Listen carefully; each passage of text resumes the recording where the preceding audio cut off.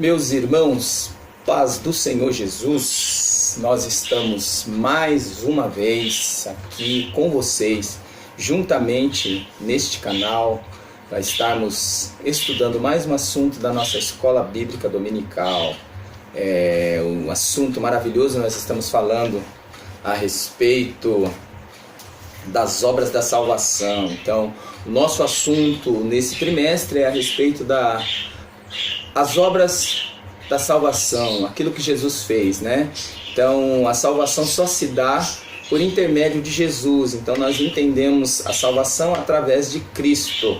Então, nós estudaremos nessa semana a lição de número 3, aonde nós iremos falar a respeito a salvação e o advento do Salvador, a salvação e o advento do Salvador. Nós estamos tratando desse assunto nesta semana.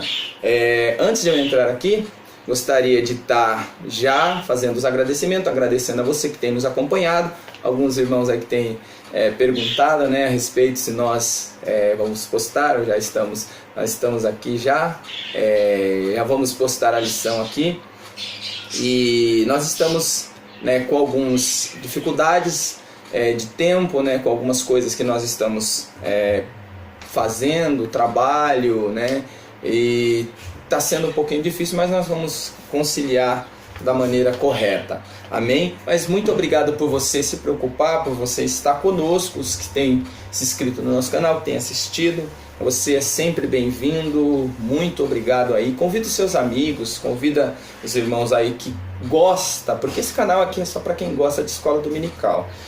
Aqueles que gostam, eles procuram aquilo que gostam. Então, escola dominical, assuntos bíblicos para quem gosta. Tem muita gente que gosta de tanta coisa, que procura muitas coisas na internet aí, mas nós temos aqui algo maravilhoso que é a respeito de Jesus. Hoje as pessoas estão falando de tantas coisas, estão tratando de tantos assuntos aí supérfluo à salvação, e as pessoas estão indo atrás, mas quando se fala a respeito de salvação, de Jesus, de justificação, então parece que as pessoas não estão muito preocupadas com isso. Mas nós estamos aqui, mesmo assim, insistindo em estar passando isso. Então, muito obrigado por você, os nossos irmãos que nos acompanham lá ao vivo na nossa escola de domingo. Muito obrigado por vocês também fazer parte aqui deste canal. Então, vamos, sem mais delongas, vamos já entrar aqui na nossa lição de hoje, lição de número 3. Nosso texto áureo vai dizer assim, texto áureo: e o verbo se fez carne e habitou entre nós, e vimos a sua luz, ou a sua glória, como a glória do unigênito do Pai, cheio de graça e de verdade.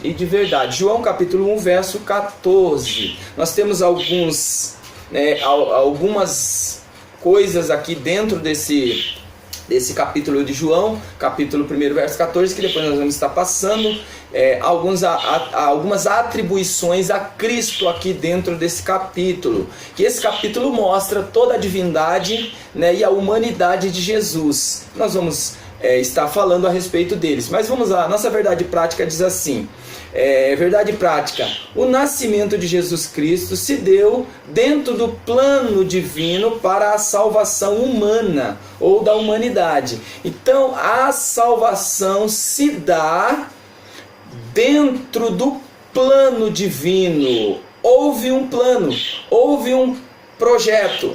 Para nós tratarmos a respeito de salvação, nós temos que principalmente entender a respeito dos projetos. Deus projetou. Calvinismo não é calvinismo, é Bíblia. A Bíblia vai falar isso. Antes da queda, antes que o homem caísse, Deus ele é onisciente, Deus ele tem os seus atributos divinos. Então Deus ele já conhecia, Deus ele já sabia, Deus conhece passado, presente e futuro. Deus criou, Deus cria e Deus continua criando. Então nós temos que entender principalmente a respeito dos atributos divinos. Para nós entender a respeito da salvação, nós temos que entender um Deus salvador e um Deus amoroso. A salvação ela se dá porque Deus amou o mundo. João 3,16, ele é a nossa cartilha magna, ele é a nossa carta magna. Quando se fala, vamos lá, vamos ler aqui para nós podermos entender. João 3,16, que diz assim: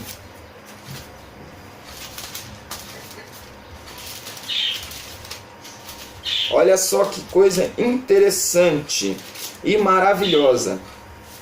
João 3, verso 16, diz assim: porque Deus amou o mundo de tal maneira que deu seu Filho unigênito, para que todo aquele que nele crê não pereça, mas tenha a vida eterna. Então olha só, porque Deus amou de tal maneira, isso mostra dentro desses versos aqui, ou desse capítulo de João 3, a partir do capítulo 16, nós vamos ver, nós vamos compreender a extensão do amor, a extensão, o ponto que o amor de Deus chegou, porque Deus amou de tal maneira. Essa tal maneira, ela mostra a imensuração do amor de Deus para conosco. Deus amou de tal maneira. Essa tal maneira é uma forma inexplicável, imensurável. Não conseguimos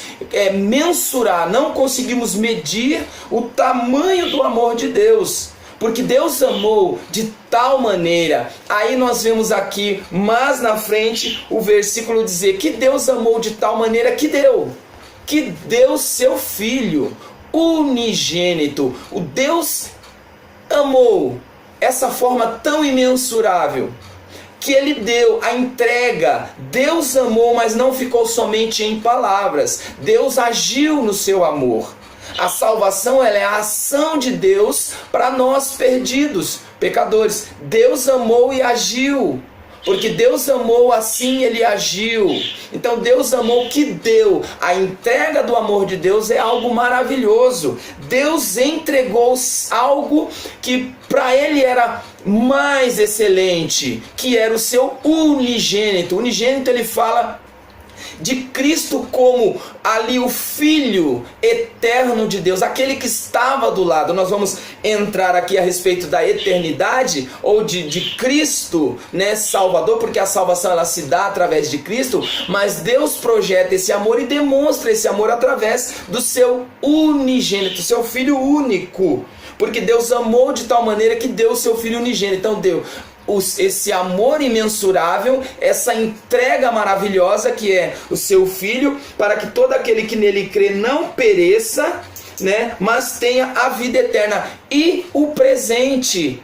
Então Deus nos amou, Deus nos entregou e Deus nos deu agora também um presente. Deus nos deu uma certeza. A salvação, ela é a certeza. Ela é uma certeza que nós nunca mais pereceremos. Então Deus nos dá a salvação através do seu Filho, para todo aquele que nele crê não pereça, mas tenha a vida eterna. Então essa vida eterna é algo maravilhoso, é um presente maravilhoso que Deus nos dá.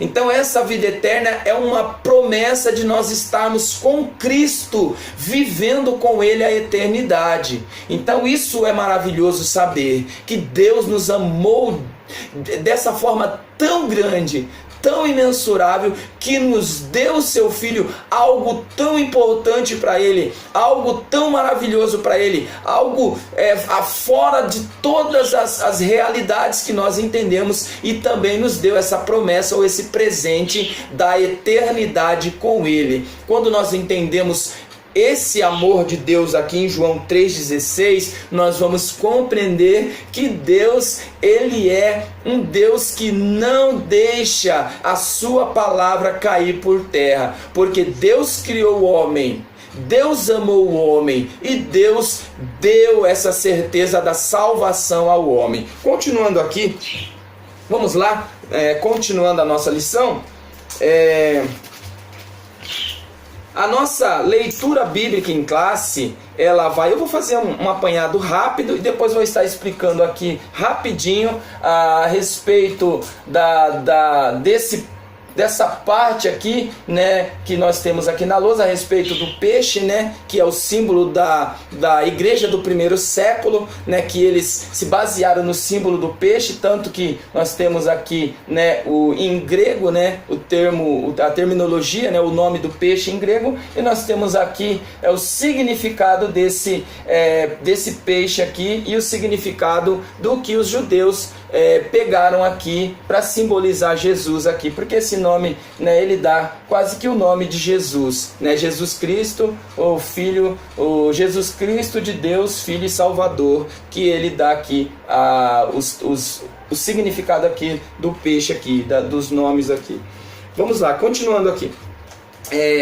João capítulo 1, verso de 1 a 14 é a nossa leitura bíblica em classe,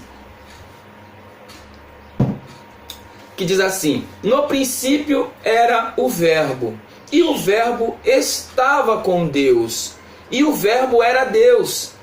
Ele estava no princípio com Deus. Todas as coisas foram feitas por ele, e sem ele nada do que foi feito se fez. Nele estava a vida, e a vida era a luz dos homens. E a luz resplandece nas trevas, e as trevas não o compreenderam. Houve um homem enviado de Deus, cujo nome era João. Este veio para testemunho, para que testificasse da luz, para que todos crescem por ele. Não era a luz, mas veio para que testificasse da luz.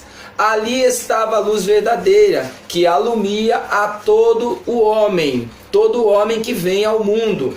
Estava no mundo, e o mundo foi feito por ele, e o mundo não o conheceu. Veio para o que era seu, e os seus não o receberam. Mas a todos quantos o receberam, deu-lhe o poder de serem feitos filhos de Deus, aos que crêem no seu nome, os quais não nasceram do sangue, nem da vontade da carne, nem da vontade do varão, mas de Deus. E o Verbo se fez carne e habitou entre nós, e vimos a sua luz, como a glória do unigênito do Pai, cheio de graça e de verdade.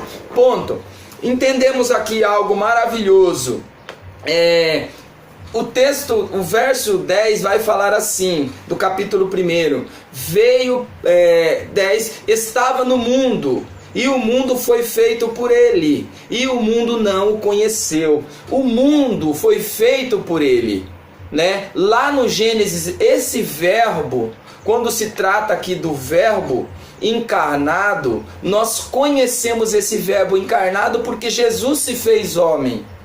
Então nós estamos estudando a respeito, né, da salvação e o advento do Salvador. A salvação se dá, no caso aqui, a salvação se dá do ato do resgate do ser humano. Então a salvação é o ato de resgatar em si mesmo, em Cristo, o ser humano. Então nós temos aqui a salvação, que é a prática, aquilo que Jesus fez. Jesus, ele fez essa salvação nele, ou ele nos deu a salvação nele.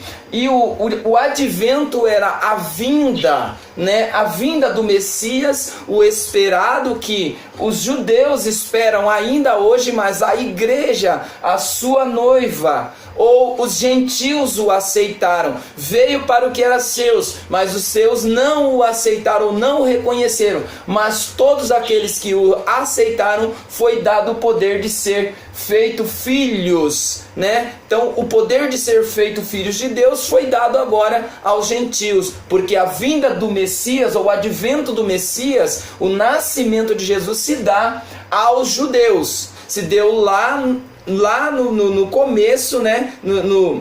Ali em Mateus, no princípio ali do judaísmo, ali no Novo Testamento, se dá aos judeus. Jesus veio para trazer a salvação primeiro aos judeus. É o que o apóstolo Paulo vai falar, que o nascimento de Jesus, a salvação, ela veio para os judeus em primeira mão, depois aos gentios. Mas nós temos algo importante no livro de Mateus, na genealogia. Ele fala a respeito do Jesus ali, filho começando de Abraão. Então a genealogia de Jesus ela começa em Mateus de Abraão, porque querendo ou não, o livro de Mateus ele é voltado mais para os judeus. Já o livro de Lucas, né, o Evangelho segundo escreveu Lucas, ele já dá a origem ou o nascimento de Jesus ou a sua paternidade, ele se dá desde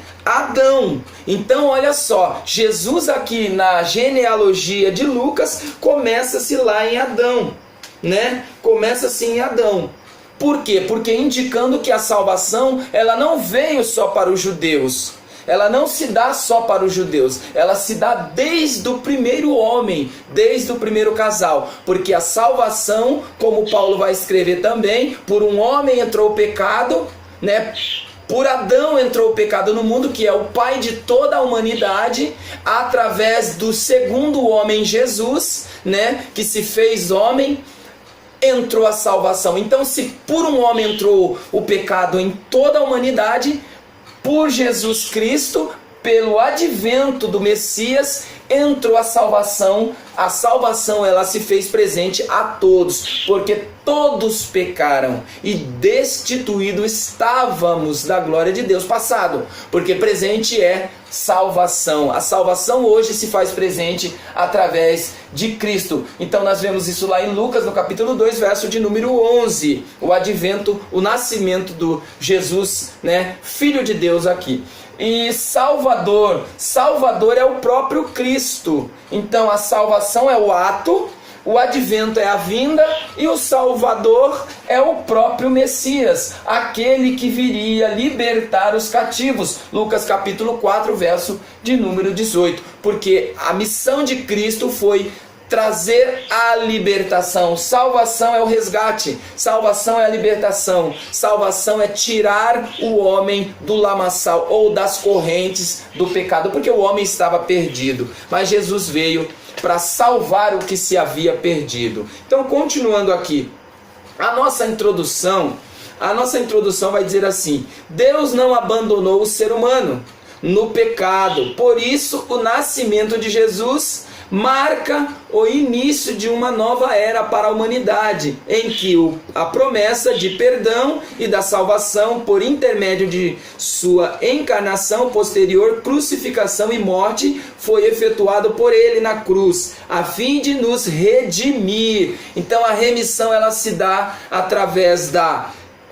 salvação, através do intermédio de sua encarnação, porque Jesus ele se fez homem. Esse encarnar, gente, esse encarnar que é a questão. Jesus é Deus, o Deus que está lá no céu, que estava no céu antes de todas as coisas. Antes de todas as coisas, Jesus ele estava no céu. Nós conhecemos ele como Jesus homem. Quando ele se encarnou, ele toma a forma humana. Ele entrou nesse tabernáculo que perece. Ele entrou nesse tabernáculo que perece. Ele desceu do céu. Assim como eu expliquei nas primeiras lições, falei a respeito de que Deus planejou estar aqui, né? Porque o homem pecou. O homem tinha caído e estava distinto de Deus, estava longe. O plano de Deus era se aproximar novamente do homem. Então Deus pousou ali, ou fez a sua morada ali no Monte Sinai. Do Monte Sinai, Deus passa ali para o tabernáculo no meio da congregação de Israel. Do meio da congregação de Israel, Deus, não satisfeito agora, envia o Deus conosco, o Emanuel, Deus conosco. Então Jesus se fez carne, e habitou entre nós, não em nós, entre nós. Então Jesus ele habitou entre nós como homem. Jesus se fez homem, tá? Jesus não era homem, Jesus se fez homem. Esse filho do homem é um sentido de conhecer a Deus. Nós conhecemos a Deus porque Jesus se fez homem, tá? Então continuando. Aí Jesus morreu, ressuscitou, o seu projeto de resgate estava pronto, ele foi agora. Porém, Deus ainda não estava satisfeito, porque Deus queria um contato maior ainda com o ser humano. E Deus, ele agora envia o Consolador, envia o seu Espírito, não mais em forma humana, não mais em forma humana, tá? Então Deus envia o Consolador, o Espírito Santo, e o Espírito Santo agora, ele não mais habita entre nós, ele habita agora em nós. Então o Espírito Santo agora está em nós. Então Deus está em nós. Deus não está apenas conosco, Deus está conosco, mas está em nós. Continuando aqui, então ela se dá na sua crucificação, na sua morte e também na sua ressurreição. Então o projeto foi de nascimento, crescimento, morte e ressurreição. Então tudo isso é o projeto do advento do Messias, a sua vinda, sua morte e ressurreição. O anúncio do nascimento do Salvador. No Antigo Testamento, Lucas 24, 27. O Antigo Testamento dá abundantes predições sobre a vinda do Messias ao mundo. Na queda dos nossos primeiros pais, olha só que coisa interessante. Apocalipse capítulo 13, verso de número 8, vai dizer que Jesus, ele era o Cordeiro morto desde a fundação do mundo, tá? Então o Jesus Cristo, ele era o Cordeiro morto desde a fundação do mundo. Por quê? Por que que o apóstolo, ele estava usando esse termo? Vamos lá em Apocalipse capítulo 13, verso de número 8. E adoraram todos os que habitam sobre a terra, esses cujos nomes não estão escritos no livro da vida do Cordeiro, que foi morto desde a fundação do mundo.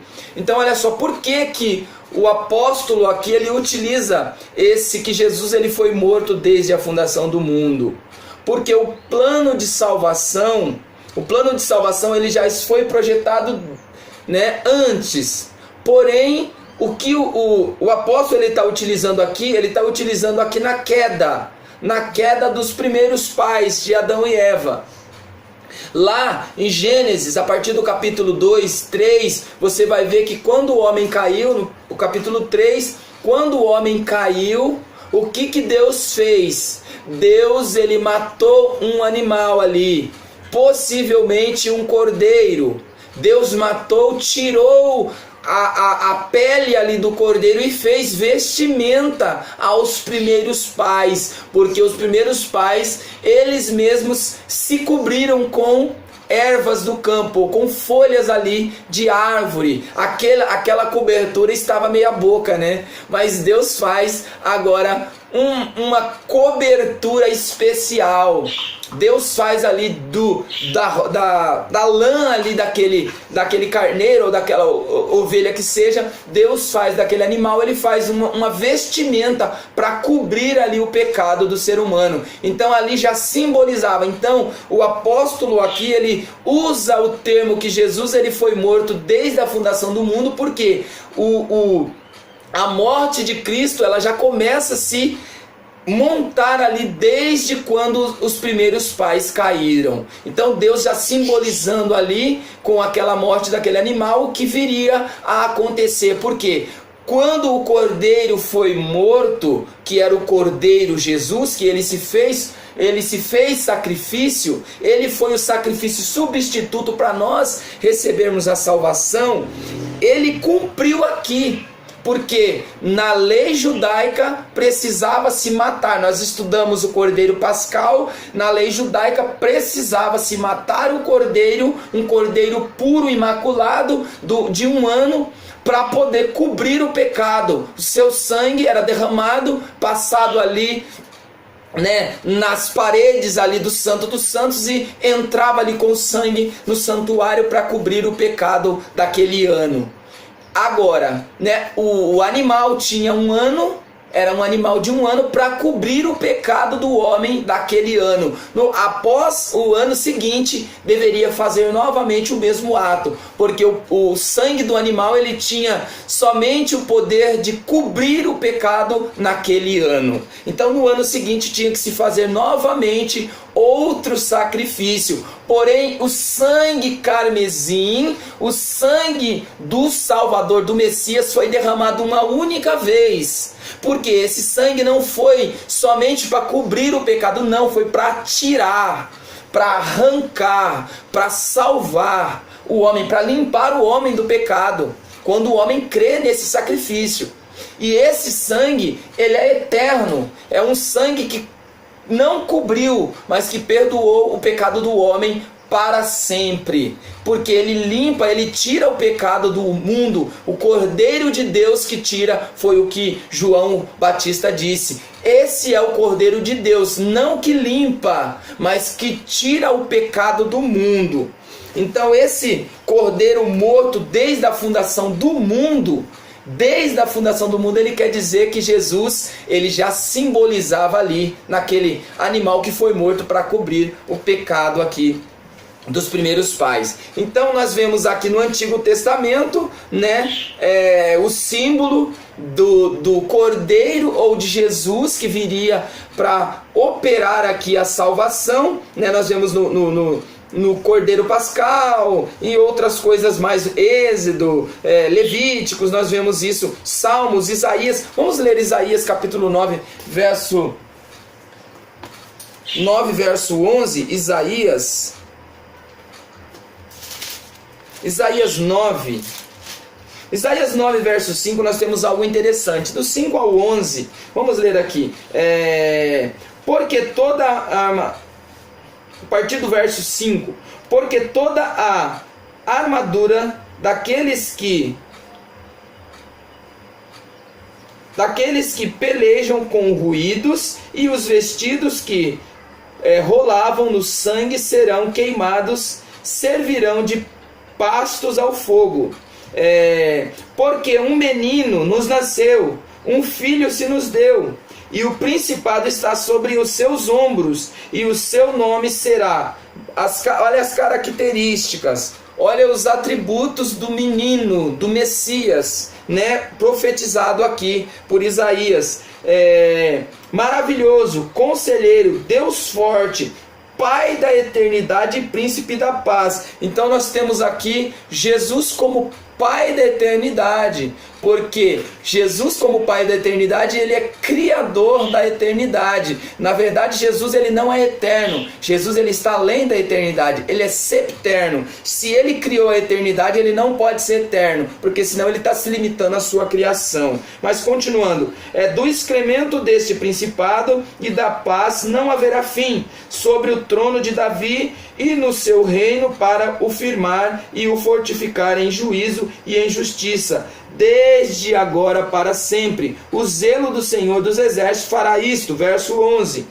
Portanto, o Senhor suscitará contra ele os adversários de Rezim, e instigará os seus inimigos. Pela frente virão os sírios, por detrás os filisteus, e devorará a Israel com a boca escancarada, e nem com tudo isso se apartou a sua ira, mas ainda está estendido a sua mão. Então nós temos aqui versos, vamos ler o verso 50, o capítulo 50 de Isaías.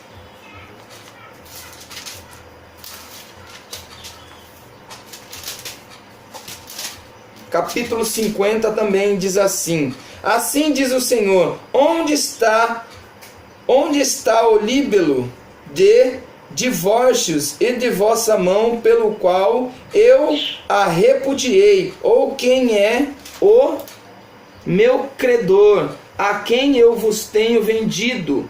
Eis que por vossas maldades fostes vendidos, e por vossas perversões vossa mãe foi repudiada. Por que razão viu eu e ninguém apareceu. Chamei e ninguém respondeu. Tanto se encolheu a minha mão, que já não posso remir, ou não há mais força em mim para livrar. Eis que com a minha repreensão faço secar o mar, torno os rios em deserto, até que cheirem mal os seus peixes, pois não têm água e morrerão de sede. Então você vê que já está sendo tratado aqui, né, do Messias, ou da salvação que viria através do Messias desde, né, do Antigo Testamento. Continuando, segundo aqui, o anúncio pelos anjos. O anjo Gabriel apareceu a Maria e lhe deu instrução de como ele conceberia. Então você vê aqui que o anjo ali aparece a Maria, e isso aqui é já no Novo Testamento, né? Que o anjo aparece ali a Maria e fala para ela a respeito aqui do nascimento do Salvador. Quando os anjos anunciaram o nascimento do Salvador aos pastores, estes foram tomados de grande alegria e glória do Senhor. Lucas capítulo 2, verso de número 9. Então nós temos aqui o anúncio do Antigo Testamento, né? Salmos 22, né? Também nós temos aí Salmo 139, vai falar a respeito também. Então nós temos aqui alguns pontos aqui, né, no Antigo Testamento que fala do Salvador, né? E temos também aqui no Novo Testamento o anúncio e o cumprimento aqui da promessa da salvação no Messias. Agora, o segundo aqui tópico, a concepção do Salvador, um plano concebido desde a fundação do mundo. Jesus é o Cordeiro de Deus que foi morto desde a fundação do mundo. Apocalipse 13, verso 8. Pois antes de o homem pecar, o Pai em sua presciência já havia provido um Salvador. Então o Salvador ele se dá ali na queda, que foi o que nós já lemos aqui. Segundo, o nascimento do Salvador. Então o nascimento do Salvador se dá, né, aqui em Lucas, Mateus, João. Então nós temos aqui o cumprimento do nascimento do Salvador. Um roteiro divino de vida. Desde a fundação do mundo, Jesus foi o Salvador. E a partir desse seu nascimento, essa realidade foi confirmada. Lucas capítulo 2, verso de 10 a 11. Então toda a história vivida desses 33 anos de Jesus se dá ali o cumprimento da promessa que Jesus, ele viria, nasceria, cresceria, seria cheio do Espírito Santo, cheio de graça, ensinaria, faria milagres e morreria e ressuscitaria ali pelos nossos pecados. Jesus jamais pecou. Isso nós temos que ficar bem claro, tá? Jesus na cruz do Calvário, ele leva os nossos pecados. Porque se Jesus ele tivesse pecado, né? Se Jesus tivesse pecado, ele não seria o Cordeiro de Deus que tira o pecado do mundo. Então Jesus, ele foi morto pelos nossos pecados. Jesus também só morreu porque ele levou sobre si os nossos pecados. Porque a promessa de Deus ali no Gênesis era: aquele que pecar, a alma que pecar, certamente morrerá.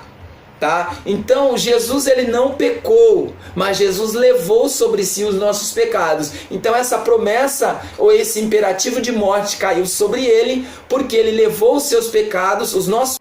Quando era pego o bode ali e passado sobre ele os pecados, era levado aquele bode e solto no deserto.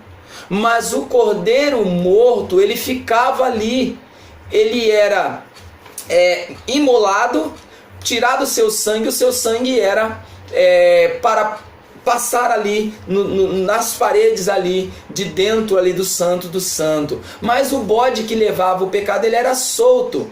Olha só que coisa interessante. Jesus ele recebeu sobre ele os nossos pecados. Foram que como se colocassem as mãos sobre eles, as nossas mãos sobre eles, passasse o nosso pecado sobre ele e ele levasse esses pecados, esses nossos pecados sobre si. Porém ele também é o sumo sacerdote que entrou ali com esse sacrifício. Ele entrou com esse sacrifício e ofereceu a Deus, porque a ira de Deus tinha que ser ablacada pelos nossos pecados com o sangue puro de Jesus. Então só Jesus podia fazer isso, entrar no Santo dos Santos como sacerdote, como oferta, né? E como oferta e como ofertante. Então só Jesus poderia fazer isso. Só Jesus. O Verbo se fez carne e habitou entre nós. Agora, falando aqui, né, desse Verbo, agora no caso de João, no capítulo João 1, verso 1 a 51, nós temos alguns princípios aqui do que eu falei, alguns atributos, algo que são atribuídos aqui nesse texto aqui de João. Vamos lá,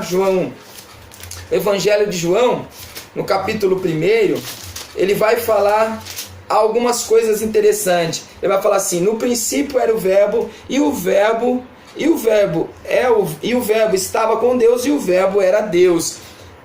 O escritor ele vai falar que esse verbo, ele pega esse verbo lá do princípio de Gênesis. Então João ele está fazendo um paralelo de Gênesis aqui para esse primeiro capítulo aqui da sua carta aqui.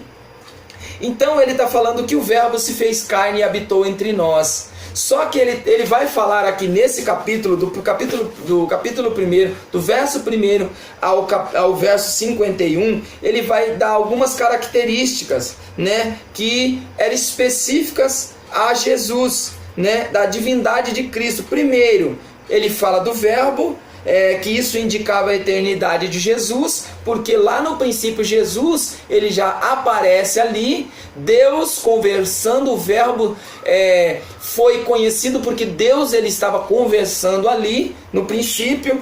Segundo, a vida. João capítulo 5, verso 26 vai falar que Jesus ele é a vida. Jesus ele não só dá a vida, ele é a vida, dele emana a vida. Isso indica a sua existência, a sua pré-existência antes de todas as coisas. Jesus é a luz, né? Isso indica a sua glória, o seu poder, a sua eternidade. A luz indica a sua criação.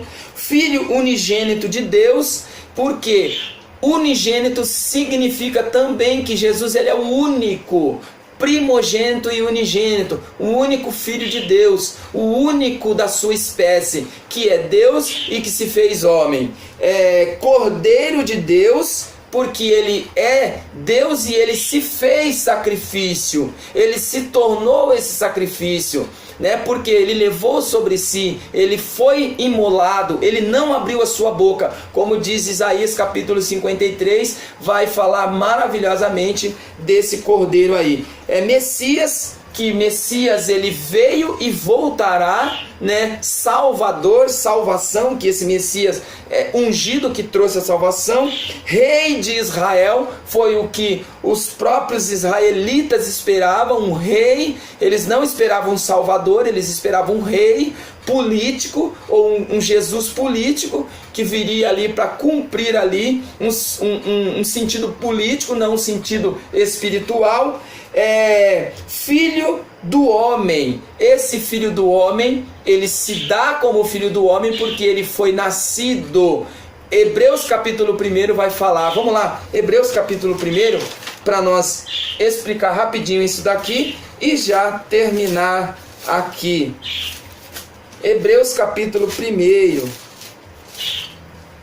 que diz assim, ó, verso 1: havendo Deus antigamente falado de muitas vezes de muitas maneiras aos pais pelos profetas, a nós falou-nos nestes últimos dias pelo Filho, a quem constitui o herdeiro de tudo, por quem fez também o mundo, o qual, sendo o resplendor da sua glória e a expressa imagem da sua pessoa, e sustentando todas as coisas pela palavra do seu poder, havendo feito por si mesmo a purificação dos nossos pecados, assentou-se à destra da majestade nas alturas, feito tanto mais excelente do que os anjos, quando herdou o mais excelente nome do que eles.